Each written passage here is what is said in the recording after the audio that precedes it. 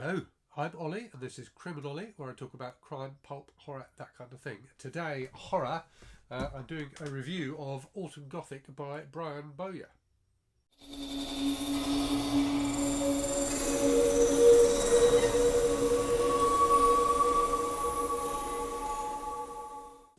So, disclaimer to start with, Brian very kindly sent me a copy of this book for review, but my review, as with all my reviews, is completely unbiased. And that review, in a nutshell, is it's really good. Just read it.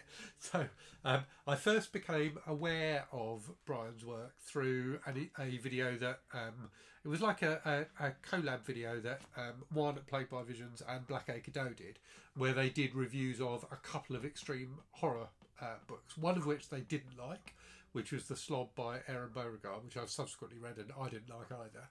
And the other was one of Brian's short story collections, which is called Sinister Mix, which they both really liked and I subsequently read and I loved. So when Brian offered to send me a copy of this, one of his novels, I was very, very keen to read it, and I'm really glad I have, because it's a really unusual but excellent book. So let's do the plot bit first, but I'm not going to go too much into the plot because A, it's a bit weird, and B, I don't want to spoil it for you. So effectively, it's about three groups of characters who four groups of characters actually, who kind of converge on this kind of huge mansion which is haunted in West Virginia. And you've got a variety of different characters here. So you've got the woman who owns the mansion, who's a very rich romance writer. You've got her daughter, who's a horror writer. You've got a woman that her daughter has hooked up with.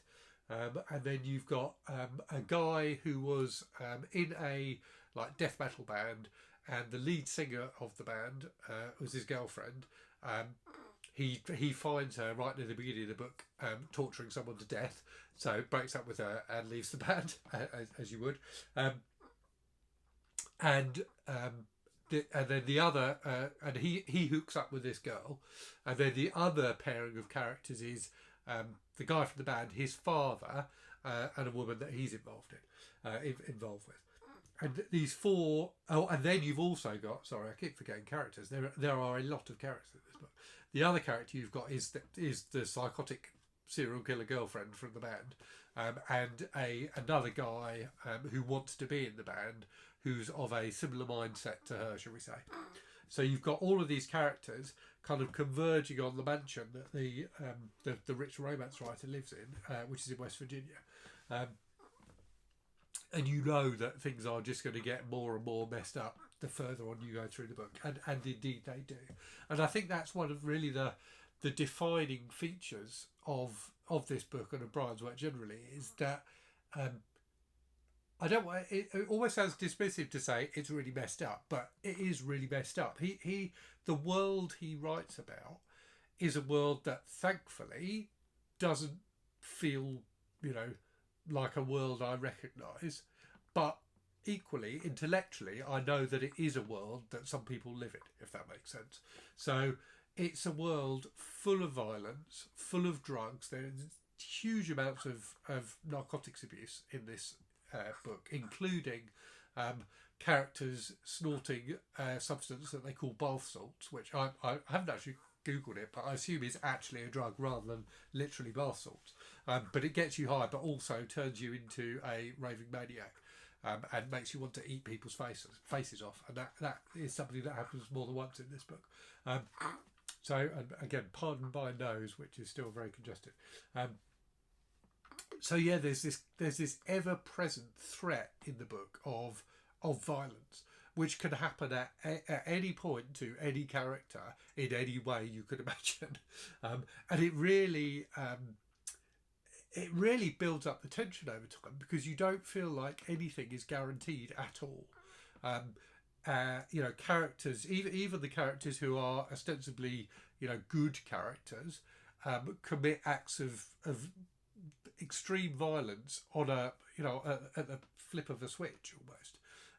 There's a couple of scenes where one of the main characters, one of the main kind of pairs of characters, commit murder and then spend time getting rid of the bodies and things like that, and it feels almost like in the logic of the book, it feels almost like a natural thing to do. It's almost like a kind of there's a wildness to everything that's going on here. It almost feels, this sounds awful, but it almost feels like you're an observer, and I got that very much in Brian's short story collection as well. You feel like you are an observer who is watching these terrible acts unfold and is unable to stop them. But it feels almost like you're like a wildlife photographer or something like that. Slightly removed from the action and watching it, not able to stop it or influence it in any way, but just having to witness it. It really does feel like that. There's an incredible, as I said, an incredible tension all the way through the book because of that ever-present violence, and it's just incredibly bleak as well. The lives these people live are awful, and in some ways it reminded me of The Postman Always Rings Twice by James N. Cain, which I read recently, in terms of that depiction of people whose lives are completely desperate, who are just trying to, at times just trying to get by day, and just taking, what solace they can from the world, even if it's in really horrific ways. And yeah, there's just a number of very strange things in this book, particularly towards the end when there's more of a kind of supernatural and more of a true, I suppose, horror element to the book. In that there's just really, really weird stuff going on that utterly bizarre things will happen. And they don't phase the characters at all, because you get the sense with these characters that they are so used to terrible things happening, that they become immune to them, and that in itself I think is really impactful. That kind of depiction of people whose lives and morality have been eroded by the constant kind of drip of violence and fear in their lives. So yeah, a really powerful book, but also incredibly readable. So it's just a fun. It sounds, given the things that are in this book, it sounds strange to call it fun, but it is. It's a fun, horrible roller coaster of a book that just picks you up and carries you through it. And Brian's got a really kind of stripped down writing style as well, that works brilliantly for this kind of book. It's not quite hard boiled, but it's it's very terse, and he's very descriptive, but simply descriptive. He describes things happening in a very matter-of-fact way and then moves on to the next thing. So the story moves incredibly quickly, is packed full of everything a horror lover could want in a book, to be honest with you. And yeah, I thoroughly enjoyed it, and it is a book that has lingered with me a little bit since I finished it. Not because it's necessarily chilling or disturbing or anything like that, although to an extent it is, but more just because there's just so much in it that you need time once you've finished it to digest it and then reflect back on it, I think. So yeah, heavily recommended. I'm a big fan of Brian's work, very interested to read more of his stuff. So yeah, if you've read him, do let me know in the comments what you thought. I think he's a really interesting and quite exciting new author on the horror scene, and I wish him every success, because I think at the moment he's self-published, but I think he deserves more. I think he's very, very good. So yeah, as always, let me know if you've read this, what you thought of it. Hope you are keeping safe and well. Hope you're really good stuff, and I will speak to you again very soon. Cheerio.